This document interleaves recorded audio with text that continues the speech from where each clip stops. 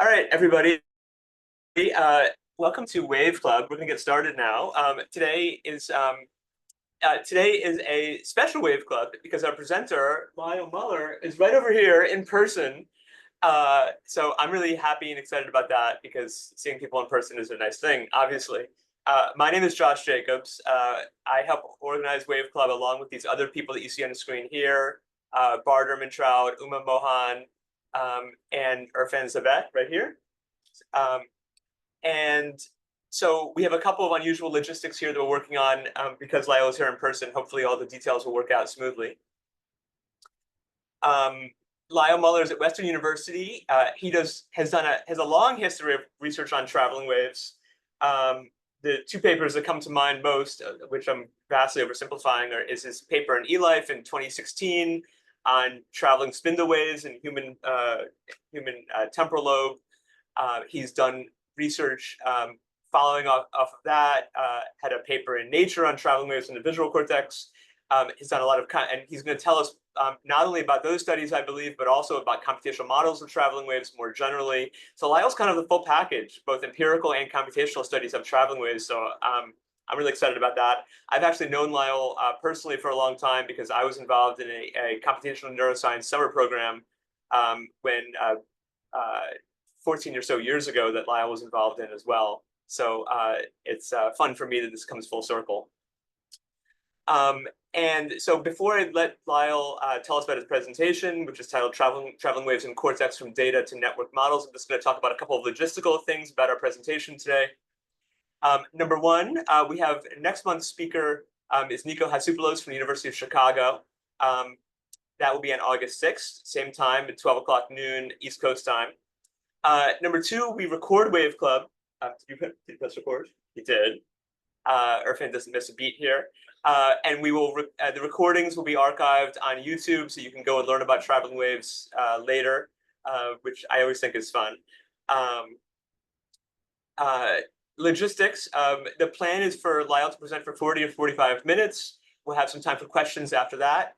In order to help us organize the questions, the best thing, I want this to be as informal as possible, but it would be the best for us if you could use the Q&A feature. Is the Q&A feature working? Yeah. So type in your questions in the Q&A feature, and then myself and Uma and Irfan will help aggregate the questions and sometimes do a little bit of ordering and consolidation of the questions that are relevant. But you can feel free to type in your questions whenever you have them. And then what we'll do is when it's time for the questions, we'll have hopefully we'll call you live, and then you can ask the questions and have a discussion with Lyle or whoever about traveling waves in general. And anybody who is interested in presenting for future Wave Clubs should please reach out to us.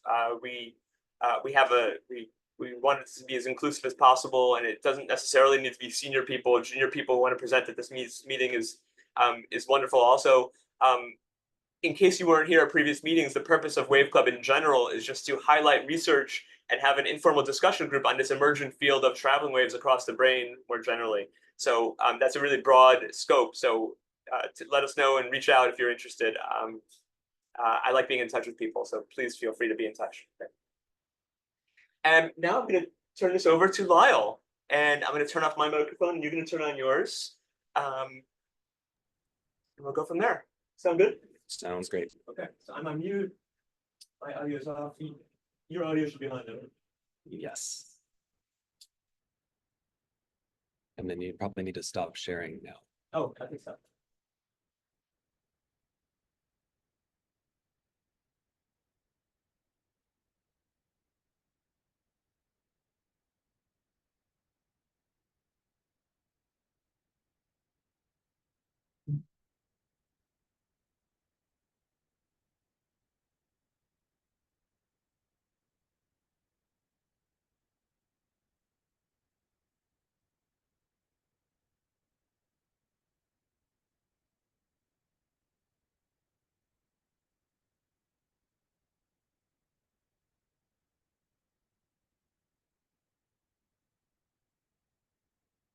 All right, so hello, everyone. First of all, I wanted to say thanks for the invitation to present today. I think the Wave Club is a great opportunity for researchers in this area to have really important discussions on how we work on these problems, but also how we can make clear connections to behavior and how we can work to understand computational roles of traveling waves in cortex. And so I think it's really important for us to discuss because in general, whenever a new population activity pattern is discovered in neuroscience, the field can initially be reluctant to consider it. And so as the field is changing, and I think it's really starting to do just that, then it's important to have these discussions to establish a high level of scientific discourse in order for the topic to grow. So the key takeaway I want to emphasize today is this, that by analyzing neural dynamics in both space and time, we can reveal structure in what previously appeared to be only noise. And this new perspective offers exciting new insights into neural dynamics and computation that maybe weren't possible before. And just to explain this point more, I can provide an analogy.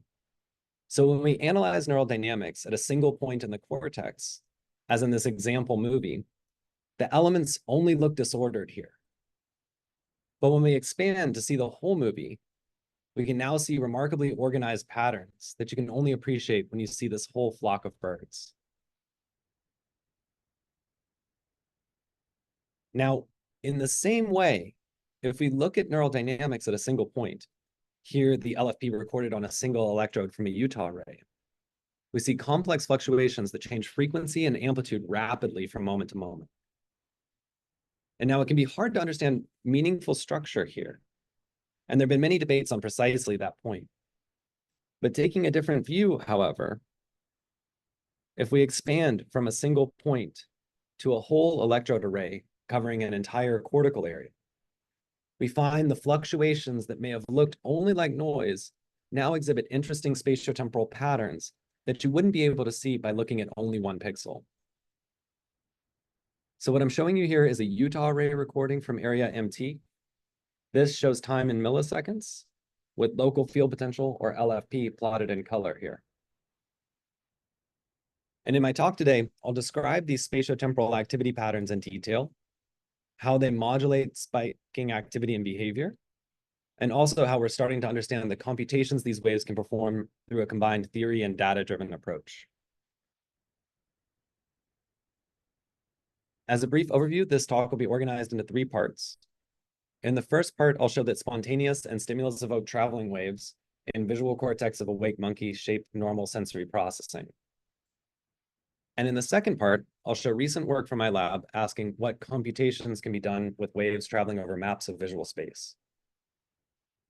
And finally, and as time permits, I'll quickly show the most recent work from my group developing new approaches to study computation with spatiotemporal dynamics in recurrent neural networks, and our first steps to link theory with experiment. So first, we've studied in detail the spatiotemporal dynamics and visual cortex during the awake state. And to get started, consider a small visual stimulus, which will evoke spikes in thalamocortical fibers leading to the input layer of V1, eventually driving responses in a restricted feed-forward driven zone in the superficial layers of cortex. We know that long-range, recurrent horizontal fibers then carry spikes evoked in the feed-forward zone over a broad extent, up to several millimeters of cortex, and what we'll call this response zone here. And now the question is the basic spatiotemporal form of what's evoked in this response zone. Is this a stationary bump of activation, or is it something with more spatiotemporal structure, such as a radial wave traveling outward from the point of input? And I'll say here that while phenomena like this had often been observed during anesthesia, people hadn't really studied the spatiotemporal structure of population responses at the single trial level and in the awake state, where activity is more complex and responses are more difficult to analyze. These distinctions are important, however, because they may lead to different types of coding in the visual cortex. For example, stationary bumps keep activity localized at a constant point in the retinotopic map, while traveling waves can dynamically influence neuronal excitability as they propagate out across the map. So To study spatiotemporal dynamics during visual responses, I began a collaboration with the lab of Frédéric Chavon in Marseille to analyze optical voltage-sensitive dye imaging recordings from the awake monkey. Now, VSD is an imaging technique in which a fluorescent dye is used to stain the cortex and allows recording the local polarization state of small neuron groups with very high spatial resolution. At left here are the imaged cortical areas with primary visual cortex here and the 1 millimeter scale bar here. And at right are the temporal dynamics of the population response to a small point of light presented for 50 milliseconds and then averaged over this V1 ROI. And we were interested in the dynamics across the cortex during this fast, transient onset response. Now, when we look at the data and the way they're typically analyzed, after smoothing and averaging over tens or hundreds of trials, the stimulus responses we see look similar to a stationary bump. Where plotted in the movie I'll show here is activity in primary visual cortex. So this crescent here will be this crescent here in the frame. This is the 1 millimeter scale bar, and the VSD signal is plotted in color with light colors indicating depolarization. Now, following presentation of a small high contrast visual stimulus, the response just goes up and it comes back down, with activity always decaying monotonically with distance from the point of input. And I'll play this one more time. So the activity goes up and then comes back down, looking like that stationary bump that I showed earlier. And I'll emphasize here that this trial average picture was thought to be the standard evoked population response in cortex. But we had a sense that something different was going on at the single trial level. So to go beyond trial averaging, we developed a novel method to track spatiotemporal patterns moment by moment in single trial data. And using this method, which I'll explain in a few slides, we could directly detect that waves were systematically evoked on each trial, as plotted here for a clear example. And I'll play this one more time. So here you'll see activity start at the point of the lemma cortical input to the system and then sweep across the cortex.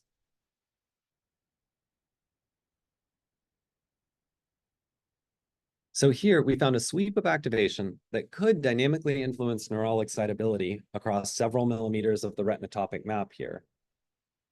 Again, this is during the awake state and was previously not known to occur. And one key technical point that was interesting was that we could tell these waves in the awake animal were not crossing the V1, V2 border, which is in contrast to waves in anesthetized animals, where waves do cross over areal borders. And so these waves are propagating over the retinotopic map and respecting the borders between different maps, suggesting that they could play roles in visual computation. But to determine whether waves really could have a functional role, we first had to ask an important question. And that was, do traveling waves actively affect visual processing?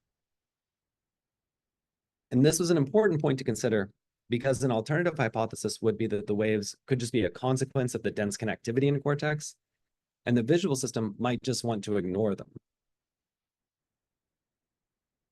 So to address this question, I developed a collaboration with the lab of John Reynolds at the Salk, where Zach Davis had recently done a lot of work to develop the marmoset as an experimental model for primate vision. And the marmoset has the advantage of this smooth, non-gyrated cortical surface. And the experiments Zach told you about last time represent the first Utah ray recordings in an awake primate targeted towards the superficial layers of V5 or area MT, which handles visual motion processing. And so in this collaboration, our goal was to ask whether spontaneous or internally generated waves of activity exist in the visual cortex of awake animals, and if so, whether they affect perceptual sensitivity. So when we studied the spontaneous activity in these recordings, we needed to work with LFP dynamics that, again, have complex fluctuations that change frequency and amplitude rapidly from moment to moment. These fluctuations are often studied through a narrowband lens, here by filtering in the 8 to 13 hertz alpha range, for example. And while there may be some times where the power increases and fits somewhat, overall, it's not a great description of the spontaneous activity. We may also look in the 15 to 30 hertz beta frequency range. And here again, there are times where the power increases, but there is still large waveform distortions. So in general, we can say that for these spontaneous activity patterns, narrowband filtering can significantly distort fluctuating neural dynamics. And I think these distortions are important to consider carefully, because even in the case where there's a beta band bump in the PSD, band passing in the 15 to 30 hertz range will result in this pink signal here, which doesn't match up with the underlying raw signal here. And in recent work, we found that minimizing this distortion provides better predictive power over spiking activity in visual cortex. More importantly, however, anytime these phase distortions are introduced, unless they're totally unorganized across space, there's the risk of seeing phase gradients that aren't really there. Better then maybe to analyze the data within a wide bandpass, which is this smooth curve here representing signal frequencies from 5 to 40 hertz that describes the fluctuations in the activity well. We developed a computational approach to these wideband data, which we called generalized phase, and is indicated by the color of this curve here. And it's inspired by the original analytic signal paradigm introduced by Denis Gabor in 1946, along with some numerical guarantees for the validity of the phase representation of the signal and fixes for when it breaks down. And now, while approaches like the Hilbert transform can only be applied in the case of narrowband signals and break down rather quickly when the signal becomes too wideband, here we've developed a set of techniques in the complex plane to represent these non-stationary wideband fluctuations in a robust manner. So what you can think about this doing is capturing the phase of the largest fluctuation on the electrode at any one point in time, again, while minimizing waveform distortion. And because of the 1/f structure in the signal, this will generally be the lower frequency components, though as you can see here, not always. And now we're going to use this approach across channels to detect spatiotemporal patterns in the wideband data. Now, in order to illustrate how we systematically detect arbitrarily shaped traveling waves, when we're considering many of these time series on a multi-channel array, so that one time series that I showed you previously will now be one of these pixels in this movie. There's just noise at the start, and here the algorithms guess for the center is jumping around randomly in space. But when a simulated expanding wave appears, the algorithm finds the drifting center and reports wave detection. And when, in a few moments, the data return to just noise, we again get no detection from the algorithm. So what we have here is an algorithm that's robust to unstructured activity, while also being sensitive to coherent flows of neural activity on the imaging array. Now, we wanted to apply this technique to detect waves on the Utah array during normal visual processing in the marmoset.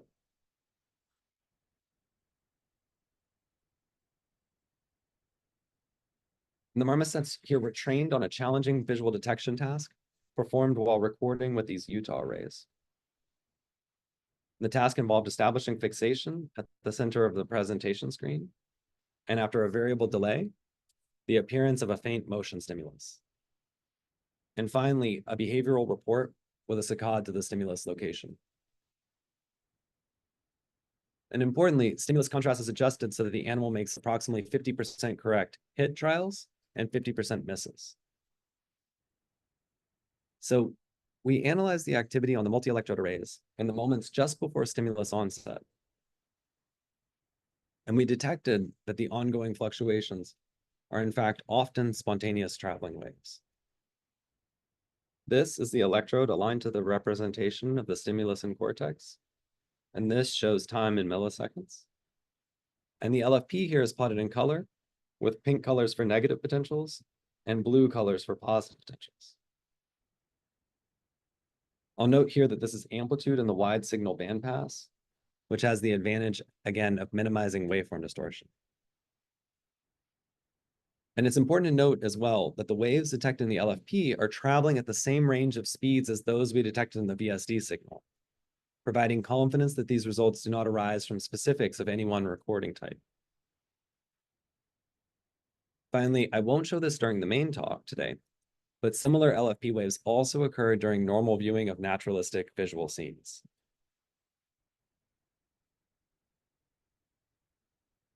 So after observing these spontaneous waves in the data, the first thing we were interested in was their speed. And we observed here that the distribution of phase speeds falls consistently between 0.1 and 0.6 meters per second. And this range was really interesting because it falls right within the range of conduction speeds for the long-range unmyelinated horizontal fibers that project across single regions in cortex. We then hypothesized that these horizontal fibers might provide the underlying network mechanism for these waves. And to test this hypothesis, we studied a large-scale spiking network model with excitatory and inhibitory neurons operating in the balance regime, arranged on a two-dimensional sheet and connected with local random connections. Connections in the network were distance-dependent, with connection probability falling off as a Gaussian with distance. And the axonal time delay between two neurons grows linearly with the distance between them, modeling the transmission of the spike. The other neurons in the network were also connected following these two rules. Now, time delays are often not considered when modeling spiking networks. And in our work, we found this microscopic property has a profound effect on shaping the dynamics into traveling waves of spiking activity propagating over the network. I'll note here, this is an example from a 1D network, just for visualizing the spike trains easily. And I'll show an example of a 2D network on the next slide. So plotted here are spikes over 800 milliseconds from 80,000 excitatory neurons. The inhibitory neurons aren't shown here. The spiking here is just driven by self-sustained activity without external input. And we find that the time delays shape this activity into these lines in the space-time plot, representing traveling waves moving through the system. And importantly, even though the dots may appear large here, only very few neurons are spiking as the wave goes past. So through custom large-scale simulation code, we were able to find that networks of 100,000 to 1 million spiking neurons emit a new activity state, which we called sparse waves. And the key detail here is that, again, very few neurons spike as the wave goes past. For example, raising the background spike rate in a local network from 5 hertz up to 8 and maybe down to 2. And so these sparse waves were a critical insight from the model because they show how traveling waves can propagate across the system, largely subthreshold, without necessarily introducing spiking correlations. And just to come back to our analogy from the start of the talk, if we look at only one local point in the network here, we only see disorder. And it's by zooming out to the scale of hundreds of thousands or millions of neurons that we're able to reveal waves in these networks with local activity consistent with the background state in awake animals in vivo. So now we can also simulate the model in 2 spatial dimensions. And from the synaptic currents at each point in the network, we can calculate the resulting LFP using a well-accepted estimation method.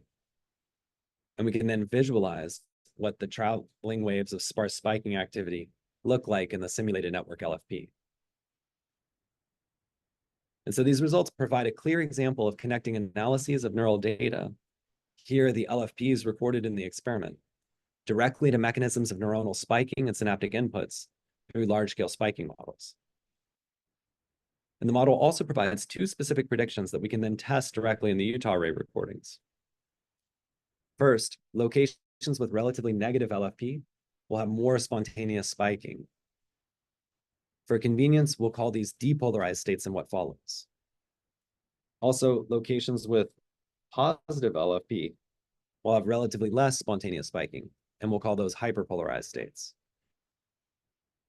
So this first prediction comes from the fact that the waves exhibit changes in the balance of E and I at different phases, which weakly modulate spontaneous spiking activity, but can in turn have large effects on evoked responses by changing the subthreshold state of the networks as the waves are passing.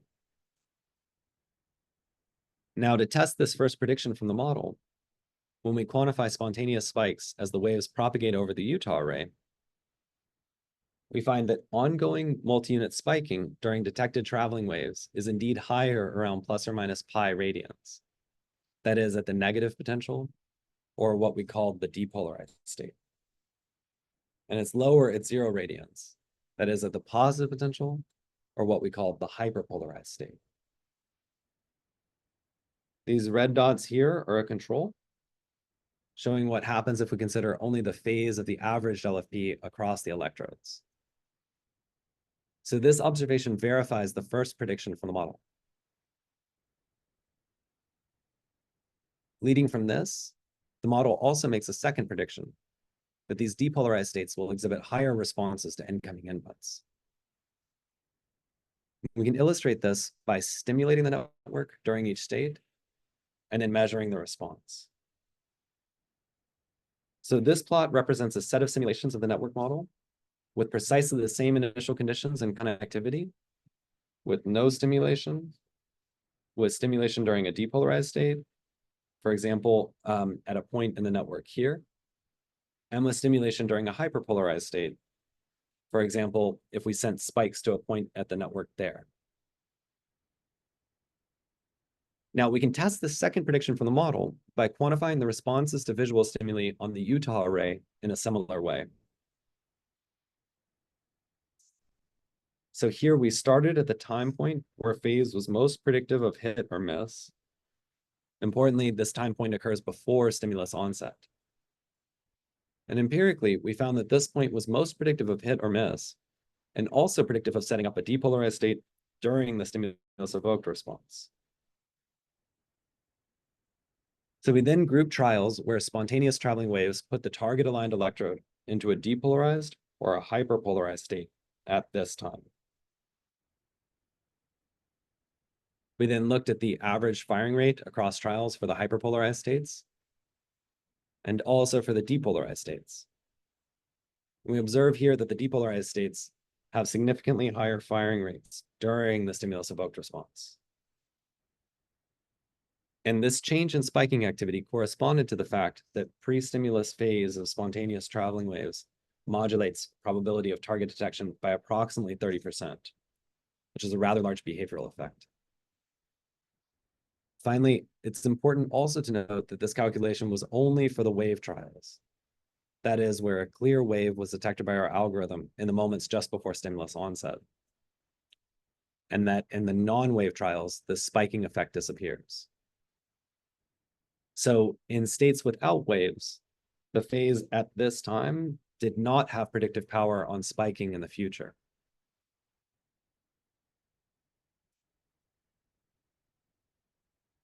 So now, just to summarize this section on detecting and characterizing waves in visual cortex. Our computational technique can reveal stimulus-evoked traveling waves that are robustly present in single trials, even though they're obscured in the trial average data. Small visual stimuli consistently evoke radial traveling waves in primary visual cortex of the awake primate. These results show that our image processing algorithms can reveal previously unknown features of cortical dynamics. And finally, spontaneous waves travel across the retinotopic map and can affect sensory processing in awake animals.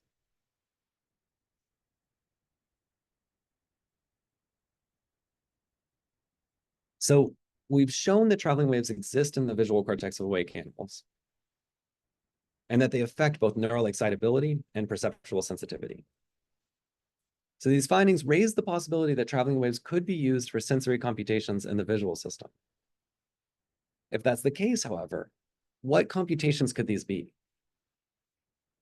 This is an interesting question because traveling waves at first seem to belong to such a different paradigm from the standard ways we think about processing visual inputs, from feature-based models to deep neural networks.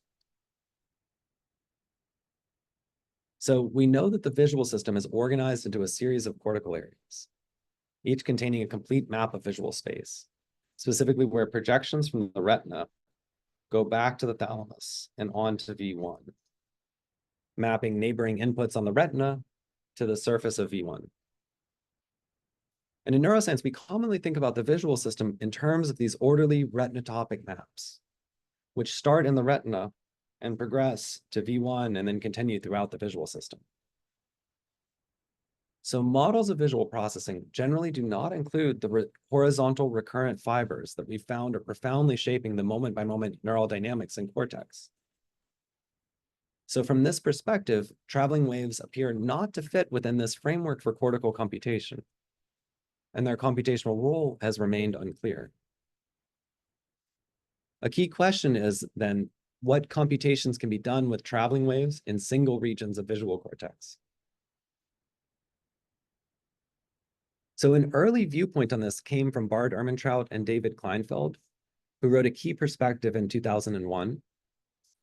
And in this work, they offered speculation on the potential computational role for traveling waves, stating specifically, to the extent that different areas of cortex are organized as maps of their respective sensory field, such as the retinotopic organization in visual areas, the presence of waves allows sensory activity at different spatial locations to be tagged with a different temporal phase.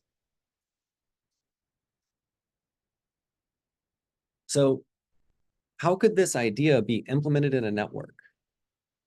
In this work, we focused on recurrent neural networks where inputs project with feed-forward connections into a recurrent layer where all the nodes are densely interconnected, approximately following the pattern of connectivity in visual cortex.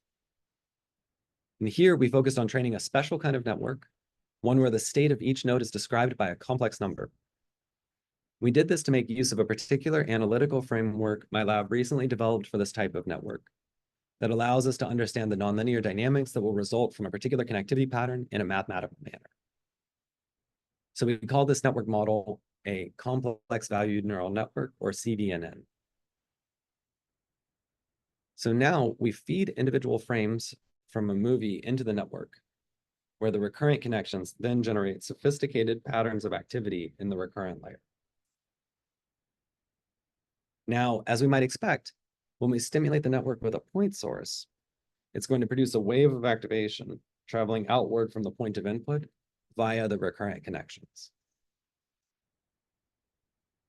And because these waves unfold over space and time as they propagate across the retinotopic map, we reasoned that they could provide a neural mechanism mediating short-term predictions in the visual system. So with this CVNN, we first asked whether, given an input frame from a movie, the network could be trained in a one-shot manner to accurately predict the following movie frame. And to perform this task, we focused on a learning rule that requires training only a linear readout of the recurrent layer. So this procedure is analogous to a complex valued implementation of the reservoir computing paradigm that's recently proved very powerful for predicting chaotic systems in physics. However, this training paradigm has never before been applied to naturalistic movie scenes. So in this movie, the bump will move in a sort of figure-8 pattern. And in the sense of dynamical systems, we can think about this as a trajectory that we'll try to learn. Now, with this training paradigm, the network can get so good at predicting the next frame of the movie that the network's own prediction can then be provided as input in place of the original movie. We'll term this process closed-loop forecasting of movie scenes. And now, with a CVNN trained in this way, we can ask whether the network could predict several frames into the future. In the movie I'll show, this is the ground truth. This is the first, this is the forecast from the movie, from the network, I should say. And this is the activity in the recurrent layer. Here we start by feeding the network the first half of an input movie on which it's been trained, and then we ask whether it can perform closed-loop forecasting on the rest. Note that in this movie, the network will already be in closed-loop forecasting mode. Now, if the recurrent fibers are weak, so that the feed-forward inputs are dominant, we can see the network starts to forecast well but then quickly loses the prediction.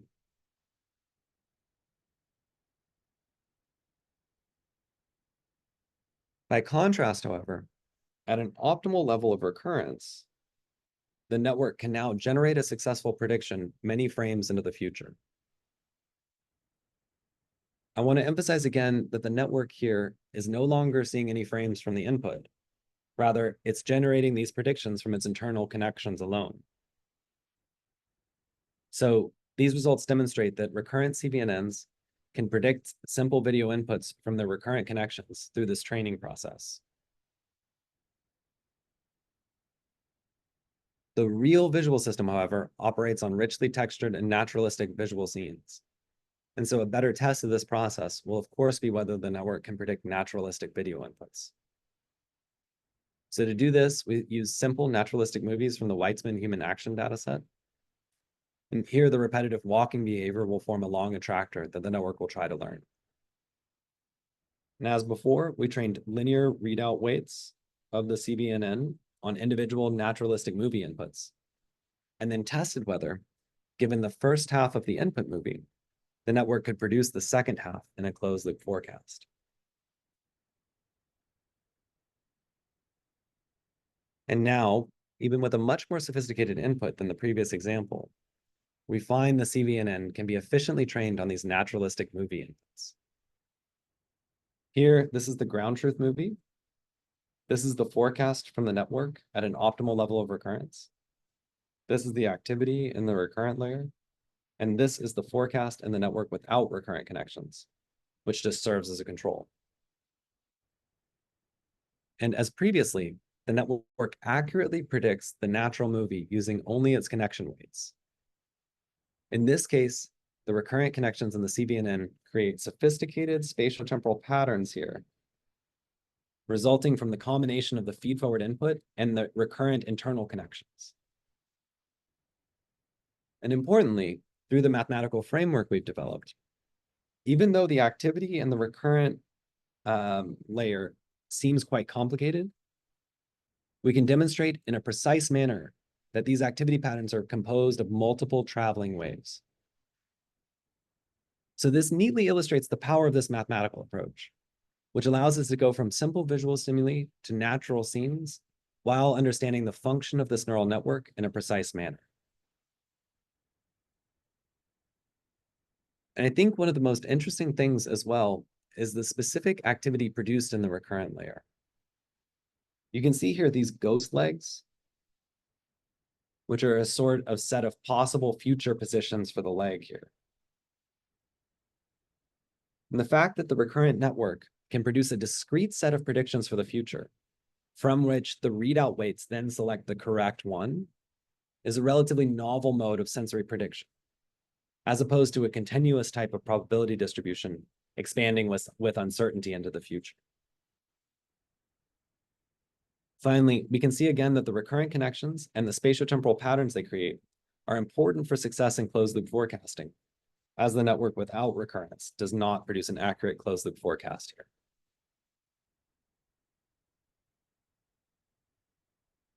Now, just to summarize this section on the potential computational role for traveling waves in visual cortex, a CVNN can learn to forecast naturalistic movie inputs from its internal weights alone.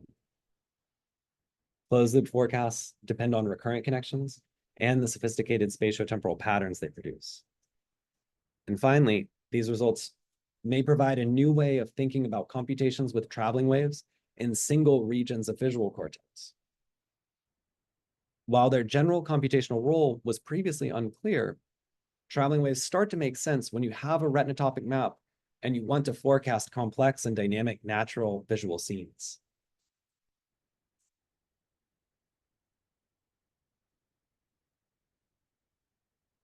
So just to summarize, in part one of the talk, we demonstrated that traveling waves exist in visual cortex during normal sensory processing.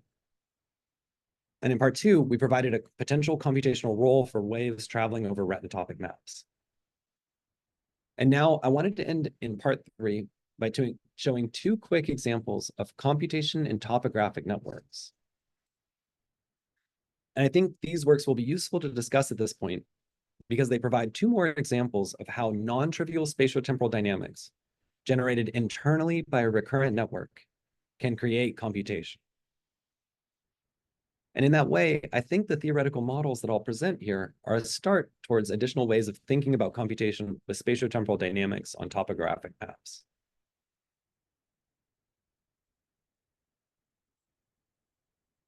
So we've seen that a complex valued neural network can provide insight into simple predictions of video input. And an outstanding team in my group has now applied a modified version of this network to a totally different problem in image processing. So we started with a data set of binary images containing simple shapes. So this data set, introduced by Lyle et al. In Transactions on Machine Learning Research, is useful because it contains sufficient complexity while also just being composed of simple shapes. Each pixel in the network serves as an input to a topographically organized recurrent network, which has distance-dependent recurrent connections as before. And also as before, nodes will have their dynamical state defined by a complex number. In this work, however, we'll simplify the network so that the recurrent dynamics underlying the computation is exactly solvable, allowing us in turn to understand precisely how this network performs its computation. We'll then study the phase dynamics, which will lead to spatiotemporal patterns propagating across the network. And now we find that with this setup, the network generates spatiotemporal dynamics that allow image segmentation. So as specified on the previous slide, this image of a triangle and an MNIST3 will serve as an input. And we'll study phase dynamics in the network to understand the computations it can perform. Here, this is a two-dimensional plot of the phase at each node in the oscillator network, with phase represented in the circular color map here. And now we find that with this image input, the network dynamically produces traveling wave patterns that are unique to each object and to the background, which in turn makes the computation of object segmentation straightforward through a phase similarity analysis recently developed in our group.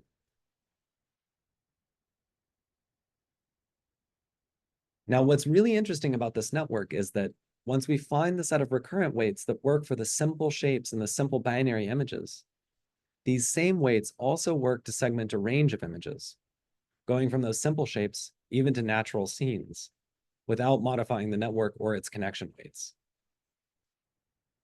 So in this movie, this natural image will be the input to the network, which will again generate spatiotemporal patterns that are unique to each object.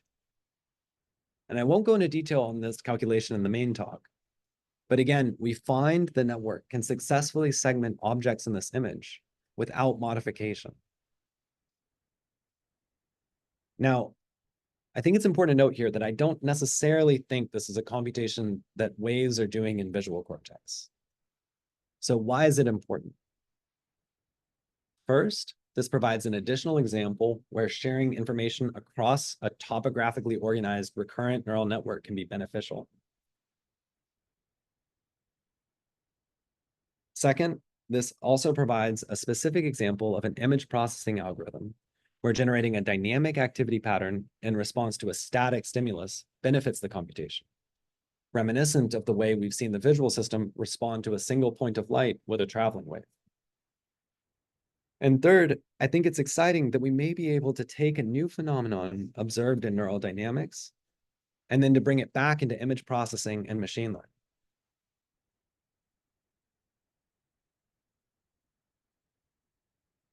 Now, in closing, I just wanted to present one last example where we worked to develop a more general understanding of computation with spatiotemporal dynamics.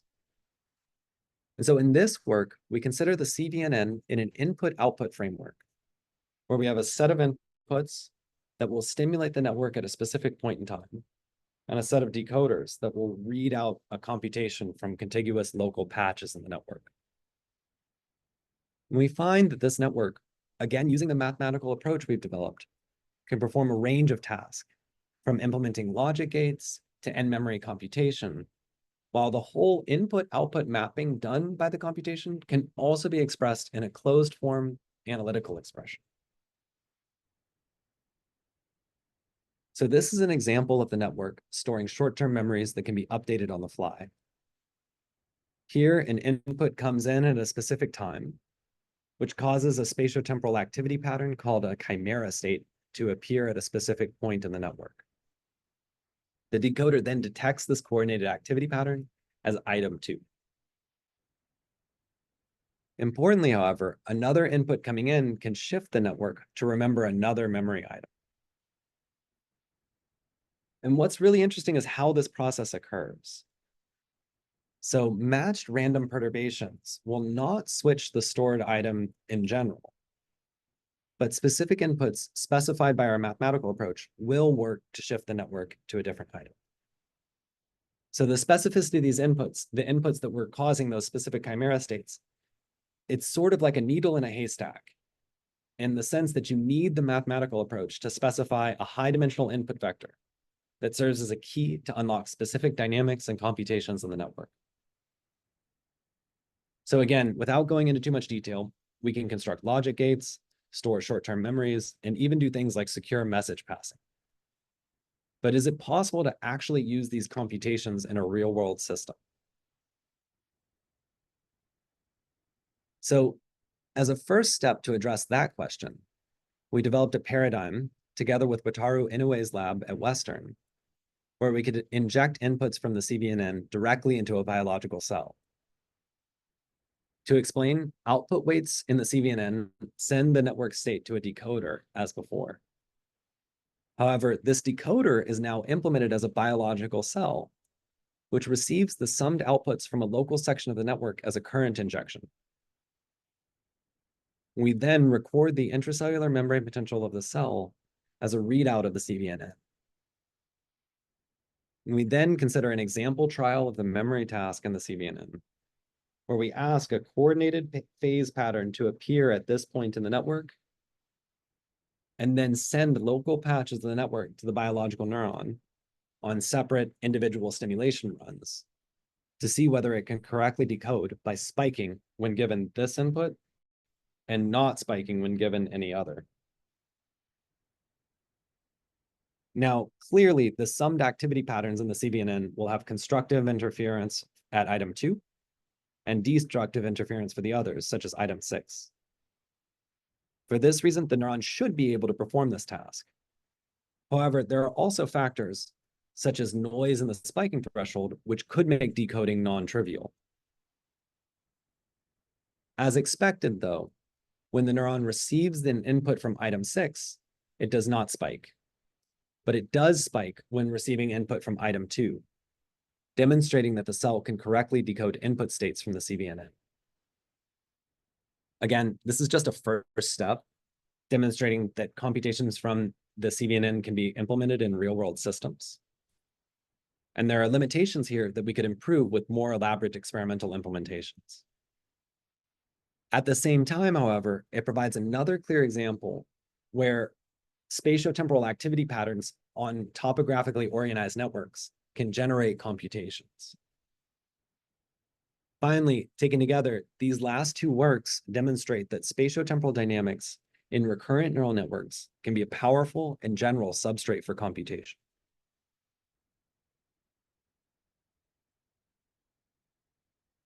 So just in conclusion, and to wrap up, today we've seen that spontaneous and stimulus-evoked traveling waves occur during normal visual processing in awake animals. Waves traveling over retinotopic maps can generate short-term predictions of incoming inputs. And spatiotemporal dynamics in topographic recurrent neural networks may be a powerful substrate for computation. So my thanks again for the invitation to present in Wave Club, and I'll take your questions now. All right, so I think the way we're going to do the Q&A is I'm going to come over here. Great. So we're going to get on your screen, and Irfan is going to bring. So for those of you who have questions, hi, my head's popping out now. Irfan, come over here. So Irfan, we'll let the people who have questions ask their. I have my own questions. Sure. But we're going to get in there. start first by letting the people who have questions on stage to ask their own question of Lyle. Thanks for the great presentation. That was wonderful. So Thank thanks you. a lot. Irfan, you want to Yes. bring Alicia Liu on stage to? Yeah, supposedly I think I want to read the question first. If you like, you can. Let Alicia read it. Let's. I think I should do that through participation. Yeah.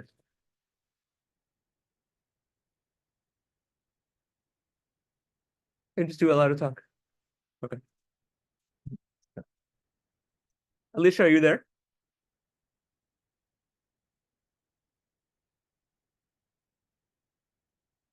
I think you should just do a lot of talk. I Maybe think I see Alicia. Wait, is your speaker on? Yep, my speaker should be on. so I can go through her question because Alicia, can you hear us? Can you talk?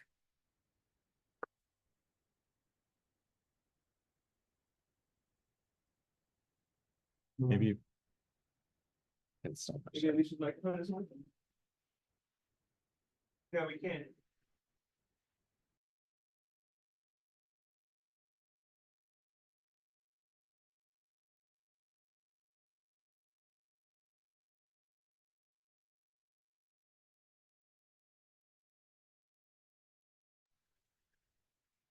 Let's go forward. So the next question is from Nicholas Blausch.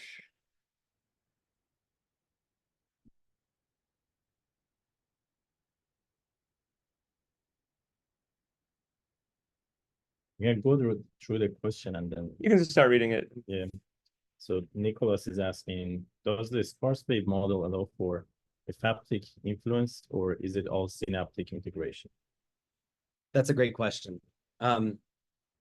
So the model that we're using, that sparse wave model, is really an adaptation of the standard Brunel balanced random network model.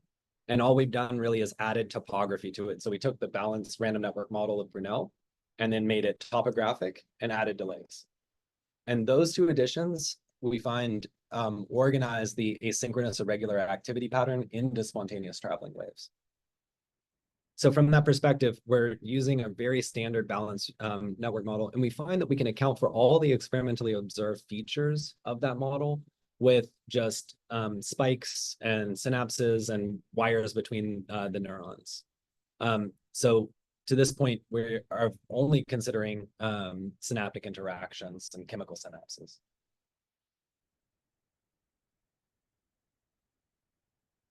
Did that answer the question? Nicholas, do you want to, are you able to talk? Do you want to say anything?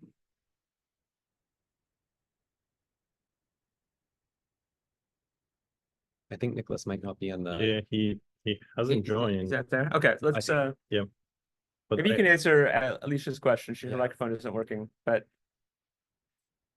yeah, I can go through the question. why don't you read her question? Yeah. What was the algorithm mentioned to detect arbitrary waves? This is from the beginning of the talk, I believe. That's a great question. Thank you for that, Alicia. I can share my screen again. And so I can show just in a little bit more detail the algorithm that we've developed here. And what I'll do is to use one frame from the movie. So here, the idea is that what we're doing is we're trying to collect evidence for traveling waves across space by looking for organizations of phase. So I plotted here one frame from the movie. I plotted amplitude here just so you can see the wave propagating outward from the center point. But you can imagine that there's a phase offset as you go away from this point in the data. So what we do is, first, the putative wave center is found in each moment using vector calculus operations. And then with the center found, we can test for a linear relationship of phase with distance from the source in the noisy and unsmooth data. And that allows us to characterize the strength of the spatial temporal pattern at each point in time by a single number. That's the circular linear phase correlation with distance, or rho phi d. So rho for correlation, phi for signal phase, and d for distance from the source point. Here we're just using Euclidean distance away from that source point. but this generalizes to others as well. We can also introduce a hypothesis test on rho, which takes into account the chance or background correlation of the data. And this can be obtained by resampling, just by shuffling the channels, but also we can use more sophisticated techniques like Gaussian random fields to account for spatial autocorrelations in the data.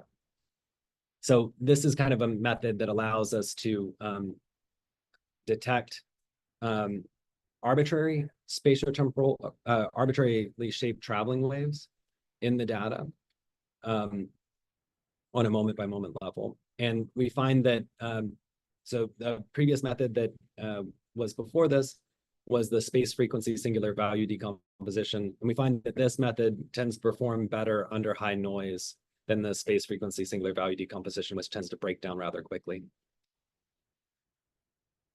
Bart had a question. And I hope that Oh, addressed sorry. your Sorry. question, Yeah. Alicia. Thanks for the question, Alicia. We're sorry the microphone isn't working. Bart had a question, I believe.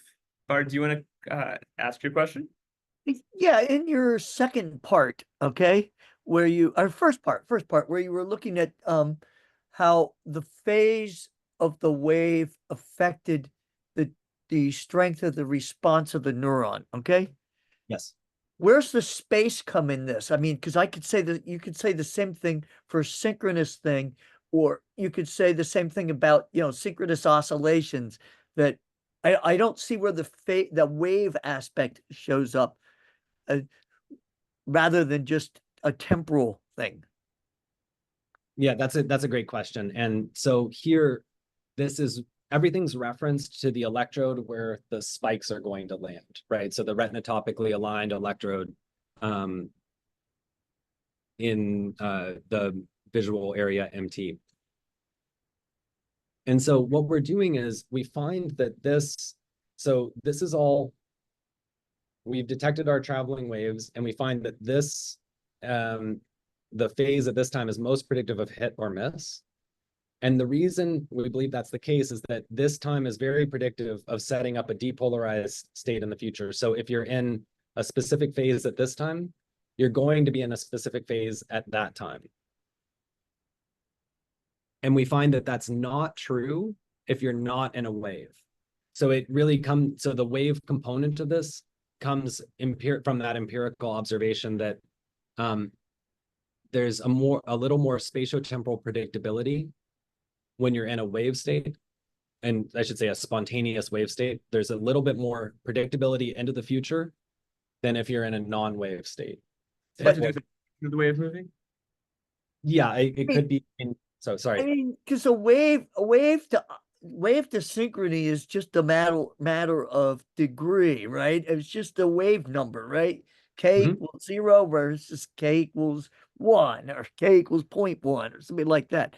So it's still a little puzzled, but maybe this is something for later. I don't want to get hung up on all these details, but that's always what sort of bothered me about waves versus synchrony is this detectability or threshold could work easily with synchronous oscillations as well. Definitely. And so here, this is, so here the main distinction that we were making in the data was between organized traveling waves, like the kind in this movie here. So it was really between organized traveling waves and times where the activity is less well organized or more asynchronous. Oh, okay. So then again, you couldn't really disambiguate so much between oscillatory synchrony and asynchrony. Okay. If we look at and we did characterize this a little bit. And if we look at the spontaneous activity patterns, we don't see that many times where there's just a fully zero lag or zero phase offset across the array. Most of the time there's a phase offset in the channels. The question is really, is that phase offset organized or is it disorganized? And so that's the main comparison, but it's a really good question to highlight.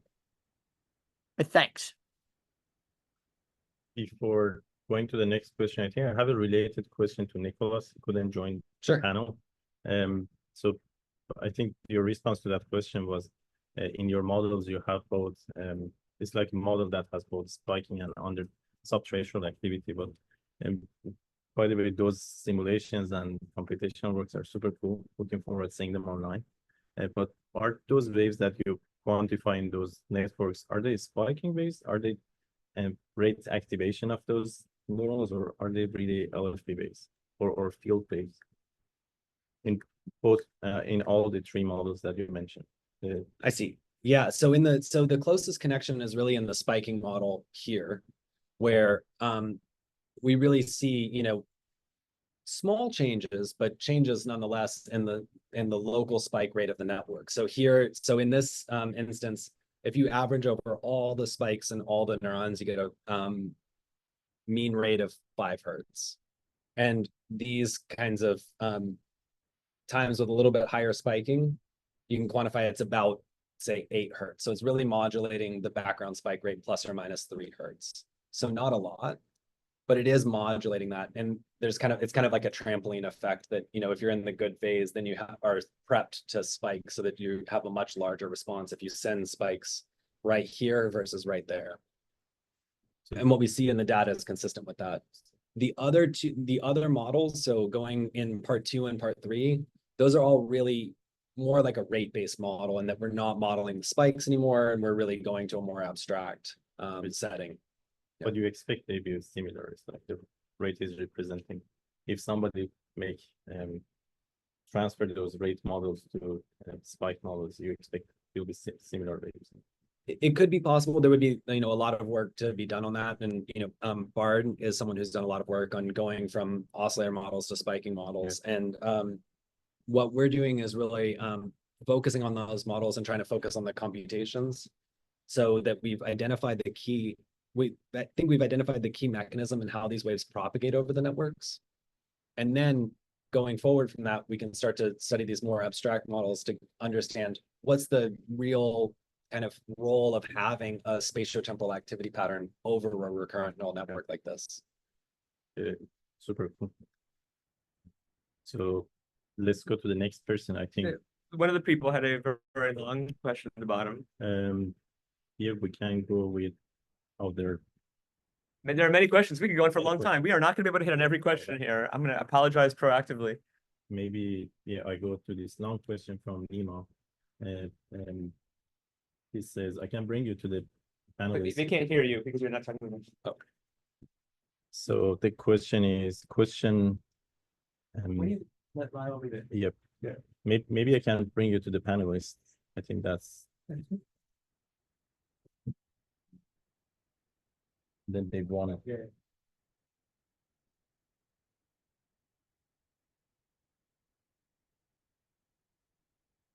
But that's the question. If you. Okay, yeah. So Nima Degani asks a question about the simulation that you did for the Nature Communications paper. You showed us the sparse traveling waves among the excitatory neurons. Did you see any spatial organization in the firing and the inhibitory neurons? And what do you think this prohibits the waves crossing the boundary of cortical areas in the awake state, where this is permissive in the anesthetized state? More of a thalamic origin, or is it embedded in the inhibitory excitatory interaction in cortex? Those are 2 great questions. I'll start with the first question. So in terms of the sparse traveling waves among the excitatory neurons that we're seeing here, we saw similar organizations in the inhibitory neurons. We didn't study them in detail, but we saw approximately similar organizations in the inhibitory population. I think that one thing would be really interesting is to study things like cell type specific models, where if we estimate a cell type specific single neuron model for different inhibitory neuron subclasses, that you could have more sophisticated organizations there between, you know, different inhibitory subpopulations. But here in this very like standard balanced random network model, we don't really see a strong organization or a strong difference between the populations. And then the second question was about what do we think prohibits the waves from crossing the boundary of cortical areas in the awake state? And I think it's a great question. So we don't have a lot of great evidence on this. We have, there's two main studies that focus on this, or two main studies that have really looked into this. So first is a paper from Jianyang Wu's lab at Georgetown in 2007, which found that when you stimulate visual cortex in the rodent, you can have these large waves that propagate right up to the V1 homolog border, and then they bounce off the border and go back, but they also propagate into the next cortical area. And in that paper, we actually looked at this in quite some depth, and in some recordings that we actually didn't ever get around to publishing, we found that there was actually a strong anesthesia dependence on this. So in short, if you have really deep ketamine anesthesia or ketamine xylazine anesthesia, you can get these waves bouncing off the border. But the moment that you go a little bit lighter, you get the that wave effect of the bouncing and propagating to the next cortical area disappears. So in short, we don't really know what the mechanism is there, but there's clear evidence that it's a state-dependent effect, so that from the same network at different anesthesia levels, you can get very different dynamical properties. Can I just briefly chime in? Sure. Yeah. Yeah. We actually there was a student at Woods Hole course, and we did a model of this reflected wave stuff. We suggested it had to do with the changes in the amount of inhibition as you go through, and the connectivity was not homogeneous, it was heterogeneous, and so you can get these reflected waves and sometimes propagation and stuff.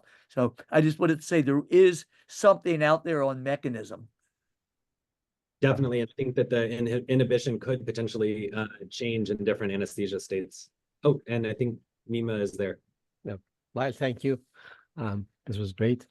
And actually, it's the continuation of what Bart was mentioning, was that like, if there is something that is actually blocking this sort of like traveling waves to pass through these boundaries, then you may anticipate that there is some sort of like, inhibitory ring in a sense active, right? That is not, it's not necessarily just thalamus, right? So I think like what I was trying to point out was actually in your model, for example, when you show us this sort of structured activity in excitated neuron, it would be great if you or someone else extends the studies to see how that inhibition, if it's a spatially organized around this, and to should like keep these limited, and let's say to have like this like pocket of activation that doesn't transcend beyond a given input space, right? And somehow this may reflect to what some other people are trying to study. For example, Brent Doran just lately had a paper in PNAS, which just came out a few days ago, that shows you have this sort of subnetworks of excitatory neurons that pop out of like this network and merge together. And maybe that's something that disappears into this sort of like state dependent propagations that you're mentioning. Yeah, definitely. Thank you for your talk, by the way. It's great. Yeah, thank you. Yeah, I really appreciate it. I think that, I think about these things largely in terms of conductance states and conductance effects, starting from the work that Alan Distax did on, the single neuron properties and conductance states. So we really think about this in terms of the microscopic level. What's the conductance state of the cell? The large-scale spiking network models here, the neat thing is that if you look at the intracellular membrane potentials, they actually look fairly similar to what you would see in an actual recording in vivo. So from that perspective, I think that by matching all of these experimental features together, we can actually come out with models that give a lot of insight and are constrained by the data. Okay, I think we're going to take one last question from Kiang Lee. Kiang, are you here? Do you want to ask your question? Kiang is not here. So you're saying, okay? Yeah, maybe. Well, what I was most interested in of Kiang's question was this third point, which is related to about your continuous video prediction. Sure. Why don't you just read it so you can read it while you talk? Sure. Okay, so the question is, inspired by traveling waves to do video forecast or segmentation, the inside of CVNN Dynamics tries to estimate the phase map of spatiotemporal video, which looks similar to estimating optic flow. What's the difference? That's a great question. And so you could think about this as estimating optic flow in a certain sense, although what's really happening in the internal dynamics of the CVNN, and so because we can look into the recurrent network through this approach that we've developed, we know that the recurrent dynamics there is composed of a very specific set of traveling waves.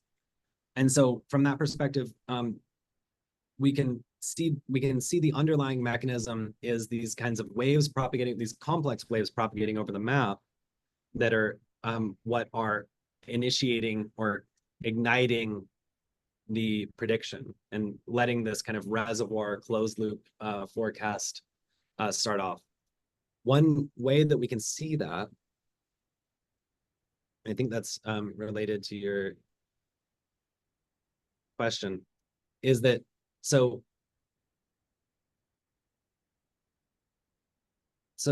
there's I think a pretty strong connection here between the recurrent connections in the network or internal to the network and the ability to forecast. So we can start with networks that achieve accurate closed loop forecasts. So this CVNN is going to achieve an accurate closed loop forecast at the specific set of hyperparameters that are there. And then we can shuffle that CVNN's connection topology such that the local connection, so the connection weight in these networks is dropping off as a Gaussian with distance, and they have time delays as well, matched to the things that we were looking at in the spiking networks. We shuffle those local connections and time delays, and then we see that the So that nearby cells might be connected to far away cells. Yeah, and and really fast connection. You're shuffling both the distance and the timing. Yeah. So you're messing you up. could shuffle just one and keep the timing as appropriate to the length, but that's not what you're doing. You're having random lengths and random times. Exactly. Okay. Yeah. And we think that the weight and the time is really critical to this Yeah, organization. you probably tested it. That's why you think so, right? Yeah. Yeah. Okay. So now, if you test the ability to close the forecast, you can see that the networks that are shuffled lose the forecast faster than the unshuffled or CVNN networks.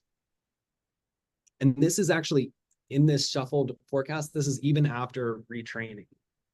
So we find that this shuffled network cannot produce accurate closed loop We can. It's not true. No. Okay. Cool. All right. Yeah. So it's really this connection of, and so this is a very simple model, but it allows us to kind of compare and contrast times when you can predict well and when you can't. And so, to answer your question, I think about these things, you can think about the predictions in terms of like a general abstract algorithm like optic flow. The way I'm thinking about them is really, in terms of a network mechanism, in terms of these waves that are generated by recurrent connections propagating over these maps. So I hope that answers your question. King isn't here, so they can't tell us if they answered the question, but I thought it was very interesting, so I enjoyed the answer to the question. Excellent. Okay. I think we should wrap up now. But Lyle, thank you again. Thanks. This is great. Thank you everybody out there for your attention and questions to the talk. I appreciate you all. Bardum, Irfan, this was great. Thank you for your help with the logistics and questions. Yeah, thanks for the organization. Absolutely. Go join Lyle's lab if you want to do this kind of work. See the website he put up there, advertisement here. And that's it. We're gonna go take Lyle to lunch because we're here in person. Isn't that nice? All right. Thanks again. Great. See you. Bye. Take care, everybody. See you next month. Thanks, Bard.